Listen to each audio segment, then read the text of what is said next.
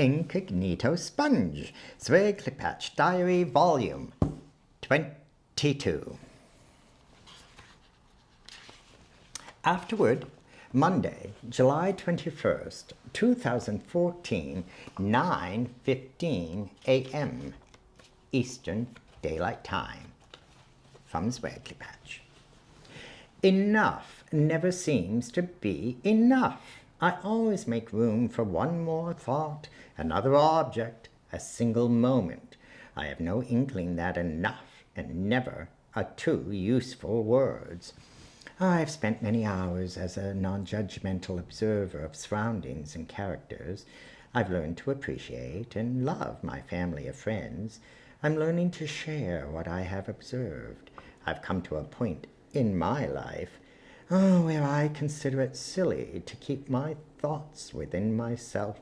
For many years, I was thankful no one attempted to squeeze the sponge which is my mind. I was allowed to grow as I liked. I realized the importance of not upsetting those around me. I enjoyed sitting, listening, and observing. Rarely did I contribute. I learned to ask questions whose answers filled many minutes. Those minutes are at the core of my mental treasure. I was during those moments I saw joy and pain in eyes which experienced lives I knew I could not duplicate, for lives are not a life. My life is mine to negotiate within my mind and body. I could not, nor will not, sculpt these two commodities into a person. I am not.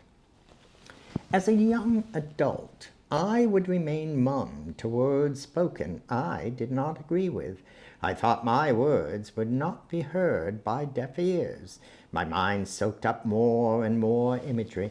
My thought process pondered words heard and read. I did not trust words or actions. I did not trust my own experience. I craved more.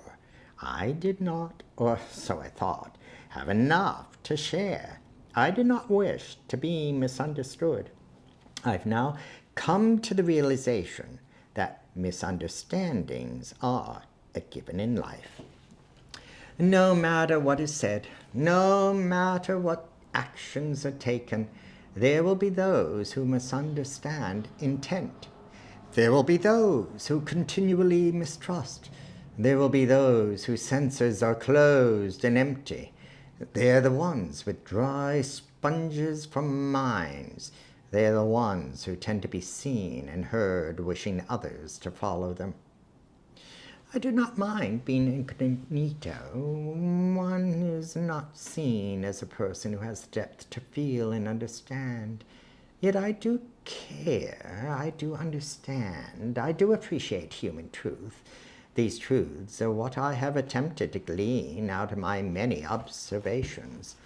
I'm at a point where I am at long last comfortable placing words on paper, even though it's difficult to find the correct words with which to convey my thoughts. I make do with my limited vocabulary. I place my thoughts and observations on these pages as a cognizant incognito sponge, wringing out words which explain experiences and feelings. Oh, these pages are a mere outline, for my muscles and time are too weak to do a thorough job. My sponge is too large for my small hands. Oh, this does not concern me.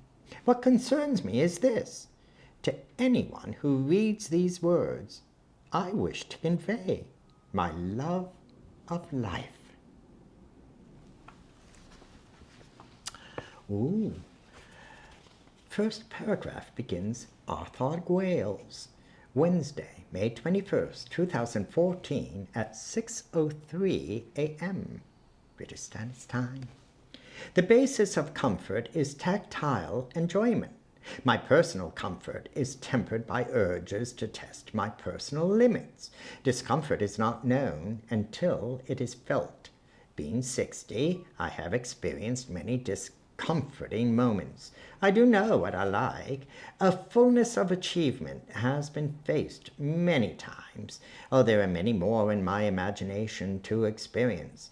There are many to avoid. I am positive that there are many I have not even imagined.